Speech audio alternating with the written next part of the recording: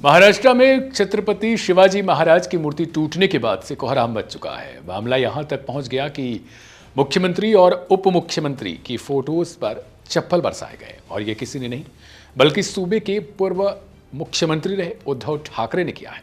महाराष्ट्र के सिंधुदुर्ग जिले में छत्रपति शिवाजी महाराज की प्रतिमा ढहने के बाद से सियासत जारी है और ये लगातार गरमा रही है क्योंकि आने वाले दिनों में ही महाराष्ट्र में चुनाव होने वाले हैं। प्रधानमंत्री नरेंद्र मोदी, महाराष्ट्र के सीएम एकनाथ शिंदे और डिप्टी सीएम अजीत पवार ने इस घटना के लिए माफी तक मांग ली है।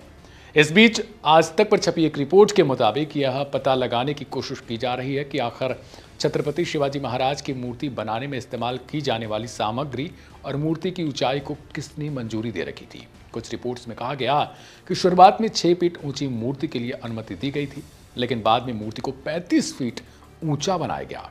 कुछ रिपोर्ट्स में इस बात का भी जिक्र किया जा रहा है कि मूर्ति मिट्टी से बनाई जानी थी, लेकिन बाद में इसे स्टेनलेस स्टील और अन्य सामग्रियों से मिलाकर बनाया गया। मूर्ति निर्माण के लिए आदेश नौसेना ने जारी किया था। नौसेना डॉकयार्ड मुंबई ने भारतीय नौसेना दिवस के अवसर पर जयदीप ऑप्टे को काम की जिम्मेदारी सौंपी थी।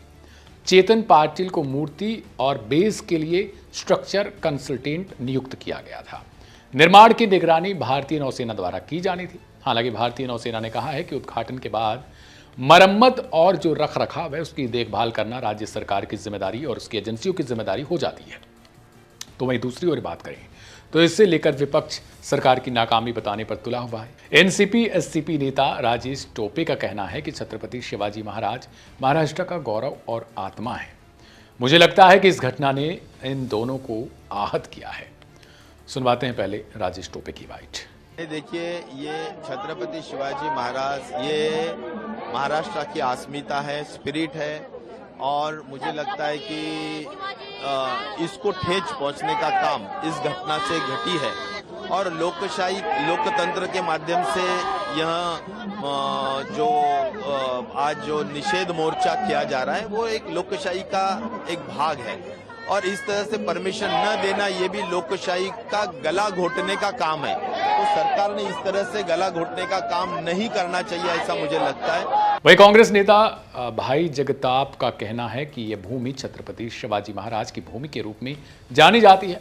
उनकी प्रतिमा ढह गई और उन्हें इस पर कोई शर्म नहीं है, यानी वो सत्ता पक्ष के लिए कहना। सुनिए। आज महाविकास आघाड़ी प्रोटेस्ट किसके लिए कर रहे हैं वो इम्पोर्टेंट है।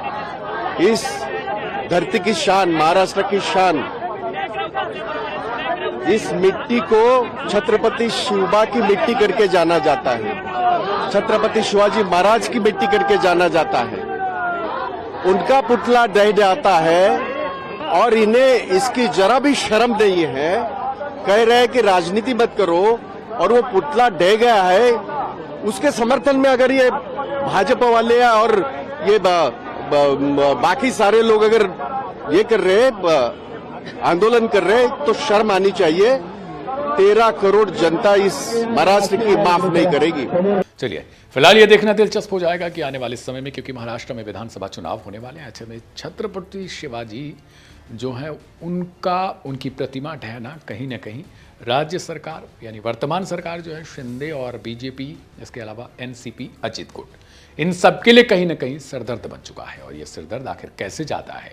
क्या ये सिरदर्द चुनाव में भी किसी और दर्द के रूप में उभरता है? फिलहाल मेरा नाम था दिव्यांशु।